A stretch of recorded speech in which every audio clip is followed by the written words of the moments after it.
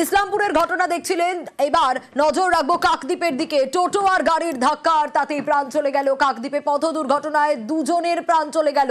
দুর্ঘটনায় নয়াঞ্জলিতে টোটো গাড়ি, কিন্তু কিভাবে এই দুর্ঘটনা ঘটলো এখনো একজন হাসপাতালে চিকিৎসাধীন। তার শারীরিক অবস্থায় বা কি? বিশ্বজিৎ রয়েছে আমার সঙ্গে, আরো ডিটেল জানাতে পারবে বিশ্বজিৎ। হ্যাঁ দেখো, ভয়াবহ দুর্ঘটনাটা ঘটেছে একদম গভীর রাতে কাকদ্বীপের যে মোরগপল্টি এলাকা রয়েছে 117 নম্বর জাতীয় সড়কের উপরে একটি টোটো, তাদের 3 জন ছিলেন এবং তারা নামখানার দিকে যাচ্ছিলেন। ঠিক পিছন দিক দিয়ে একটি মাছের গাড়ি মাছ ডায়মন্ডে আনলোড করে দিয়ে গাড়িটি কিন্তু নামখানায় ফিরছিল।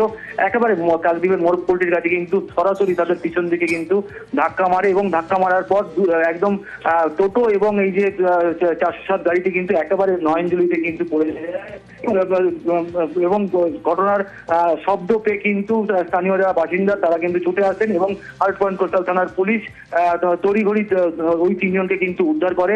তার মধ্যে 2 জন একেবারে ঘটনাস্থলেই মারা গেছে বলে একেবারে খবর পাওয়া যাচ্ছে। একজনের নাম অমল দাস, বাড়ি কাকদ্বীপ, এবং অপরজনের নাম বুদ্ধদেব দাস, বাড়ি হচ্ছে মৌসুমী দ্বীপ। একেবারে এই ঘটনায় আপাতত যে ঘাতক 407 গাড়িটিকে কিন্তু হার্ট পয়েন্ট কোস্টাল থানার পুলিশ আটক করেছে। বেশ বিশ্বজিৎ।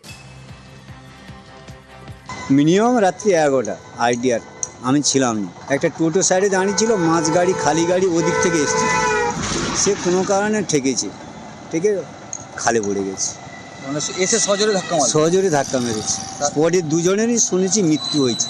টোটো কি এসে দাঁড়িয়েছিল আর ওই 407 মেরে মানে টোটোর কিচ্ছু নেই, ওই তো পড়ে আছে। আর 2টো লোক মরে গেছে। কখন?